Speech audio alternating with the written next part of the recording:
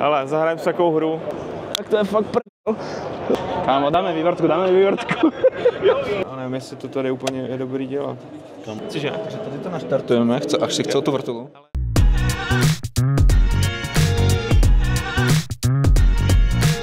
Tak jo, už jsme na výstavě.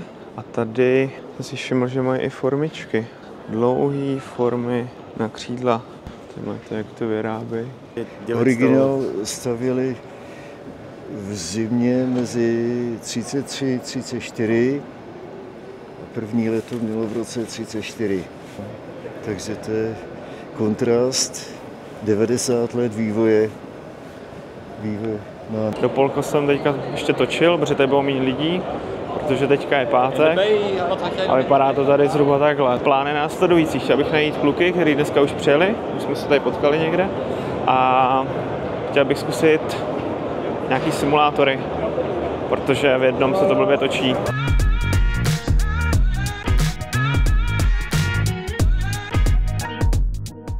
Tak mám tady Kubu, po 2 hodinách hledání jsem našel loadinga. Tak tě jinde má chceš nájsť? No, 2 hodiny jsem tady chodil, abych vás našel. Hele, zahrajeme si takovou hru. No pojď. Já ti ukážu, do čeho vlezeš a vždycky tam vlezeš, do nějakého letadla nebo vrtulníku, co ty na tom? Čeká, to nie je hra. Ne, dáme si to navzájem, že já tobě vždycky určím, kam půjdeš a ty mě, jo. To je pěkná od teba. Že jo? Ne, krásné. Tak jo. Hele, takže první letadlo. Dingo. Tam nemôžem, to je obsadené. Ne, půjdeš do Dinga, dobře. Tak máš tam volno. Ďakujem. Tak, ty jsi nikdy neseděl v Dingovi? Tak hele, Ne. tak to bude premiéra. Poď, sprav mi štúfka. No dobrý. Hele, tak jo. Tak polec nahoru. Teďka vybereme letadlo, do kterého musím sednout já. Hej, ale v tejto hale sa určite nenachádza. Takže jdeme dál. Tak, Kuba. Bohužiaľ, pomsta s fialovým vrtulníkom mi nevyšla. Kuba mi vybral. Ja som to vybral na a zkoušel jsem tady tu. No úplně nevím, jestli bych na to stoupil, jo. Tak Stojan od Liberty. Ale jako mi se to původně relativně líbilo, ale vypadá to jako labuť z pouti. Tak mě vybíráš tohle? Jo, dobrý, pohoda. Ale to, no tak, ale ty by to Kuba viděl. No jo, tak mohl mi vybrat něco jednoduššího, nemohl. Akorát to už není moc místo. No, tak jsem tady.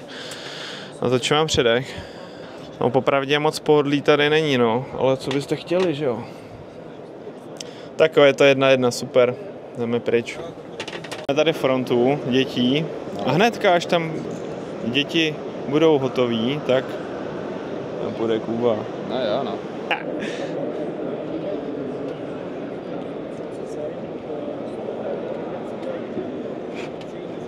Jaké jsou tvoje pocity?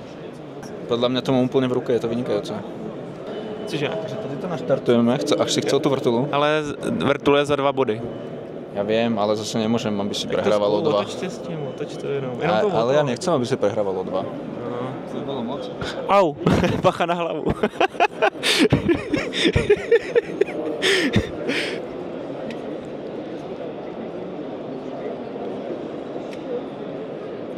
Takže nehledáme vlastně to nejhorší, je to spíš, do čeho bychom si chtěli sednout nebo něco jako zajímavého. Ale to je hrozný Pokémon. Modrý Bristol říkáš? Alebo aj ten červený, ja neviem. Hele, ajde. Naposledy, keď som do takého lietadla liezol, tak som si roztrhol rifle. And here just put some black line and one hand between the two seats. Yeah. Okay.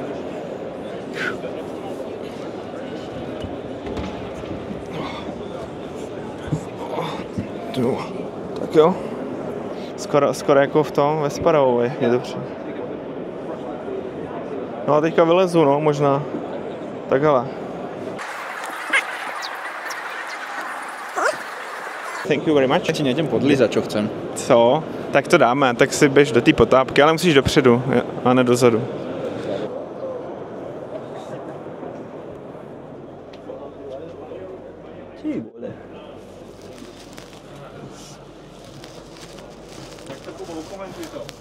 Počkaj, musím sa tu usadiť. Skoro jak s perou. Jasné, ja som sa zase dostal. Takže je to tu super, fakt. Počujem iba seba. Je to krása. Tak to bylo úplně zadarmo tohle. Jo, to bylo, ale stále vediem. Jako, hele, nechci ti radit, jo, ale myslím si, že na rozjezd tamhle z toho.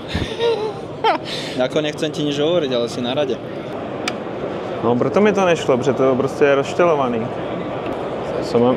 A kdyby mi aspoň týpek řekl, co mám dělat s těma beranama. A co tady teďka? What now?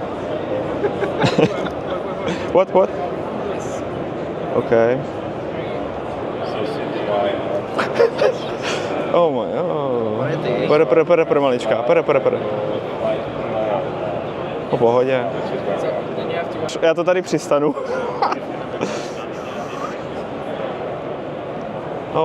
Pere. Já. A já už vím, kam tě pošlu, protože já už jsem to tady párkrát prošel. No, dobré, tak to se těším teda. A můžeš házat dvakrát, na kam tě pošlu. Ty vole, kámo, ne. To nechceš, já jsem mal bušta. Tak myslím si, že to máme jasného výherce. Ale počkej, toto nie je lietadlo. Ale jestli si spal jenom hodinu, tak si myslím, že tohle tě určitě probere. Kuba by chtěl na simulátor, však to je takový simulátor, ale Gček. To je stimulátor. Tak mám mít místo tebe, já půjdu klidně. Tak až chceš pojď? Jo, tak já jdu, ale píšu si 5 bodů. Říkal si 5 bodů. 3 jsem to vedl. Ne, 5 bodů. 5 bodů, tak já jdu. Už teď toho lituju. Jsem jak na pranýři, pojďte do mě. Tension your body Já? and have fun. Fun? Já myslím, že to fun moc nebude. Ty vole, moc to fun není. OK. Tak to je fakt prdel. Keep smiling, ty vole, jo. No, je to moc příjemný. Jo, mám to rád. Proč jsem do toho šel? Já zase, tady má být Kuba právě. Kubo, zabiju. To je nějaká prodloužená jízda, ne?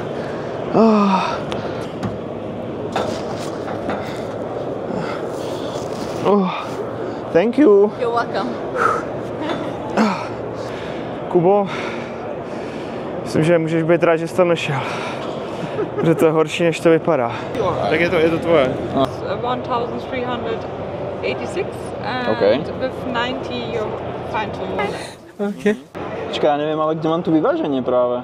Jo, to počkej, ty vole, já stále stupám. Kámo, já to stále kroužím a to letisko nevidím. Tam je. Kámo, toto není s perou, no. Teďka všichni za tebou vidějí tu tvojí tamhle trajektorii ještě, kterou lítáš, jo? Já to jebem.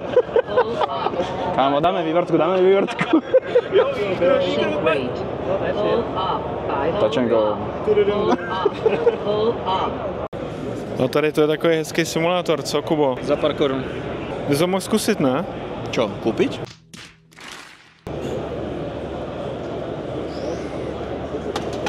Já, už to rozbil. To říkám, myš minus. On to je celý Kuba. Prostě. Tak a... On se něco pil, ne? Večer, nebo? OK. Musíš to také rozhulit, abys mohl... Co to držení jednou rukou? O, to vypadá úplně v pohodě. Nemáš klapky zase. Kde jsou klapky?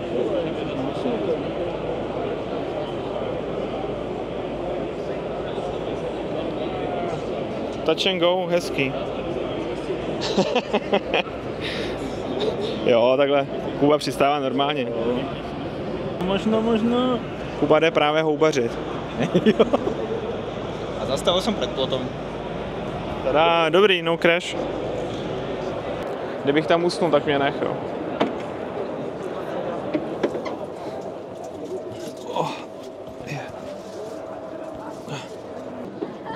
Pojď sem taky, Kubo. No, tak co? Dobrý, ne? 5 styky. To je hezký, tak to je jako auto. A je to červené, presne future vehicles. No. Joystick. Tady má nějaký panel.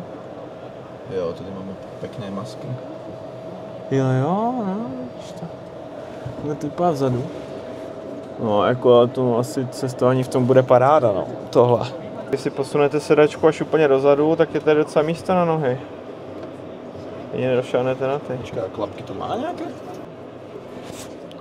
Kubo, ty nedávej klapky, ty když je máš dávat, tak je nedáš a teďka by si tady...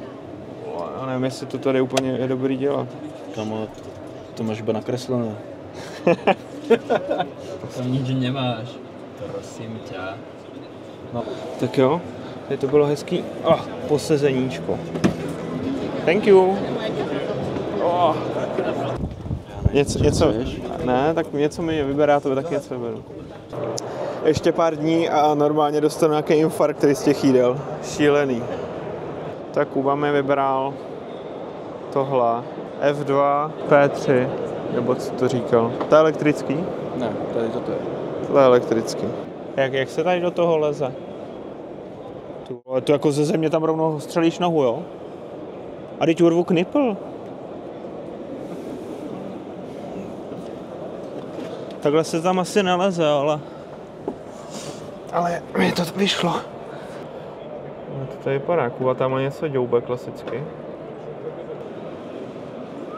Tak. To by bylo. Takže jsem vyhrál, Kuba právě odchází, musí jít. Slava vítězům, čest porazeným. Kolik to teda bylo? To je jedno, vyhrál jsem. 9, 6. No, zlatá centrifuga. Tak čus. Už to tady jako vykončí, už jsou tady nějaký takový jako rautíky, plno lidí. Tady se jí, pije, no jo, kde je pivo a jídlo, tam jsou lidi, si pamatujte. Zde vznikaly ty slavné vzducholodě. Já vás zdravím, zase jsme na výstavišti a jak můžete vidět, tohle to vypadá ráno vždycky. Hlásím se po nějaký další době, už je tady zase daleko víc lidí, takže musíte chodit buď hodně brzo ráno, anebo hodně pozdě, před zavíračkou. Ale teďka to vypadá nějak takhle, daleko víc lidí. V těch šmakuládách, co jsme tady měli 3 dny, tak jsem si musel dát už něco jiného. Mám asi to nejlevnější a nejzdravější jídlo tady v hale. A to je salát z Lidlu, takže... Tady vám ukážu jednu zajímavost, co jsem se dozvěděl. Tenhle ten letoun čínský je na vodík, což jsem vůbec nevěděl. Tak jo, už nám to končí, už se to tady i rozebírá. Můžu doporučit všem, kdo má rád letadla a nikdy tady nebyl. My jdeme teďka rozebrat Dingo a jedeme domů, tak snad to bude rychlejc než za 17 hodin, což nám trvala cesta sem.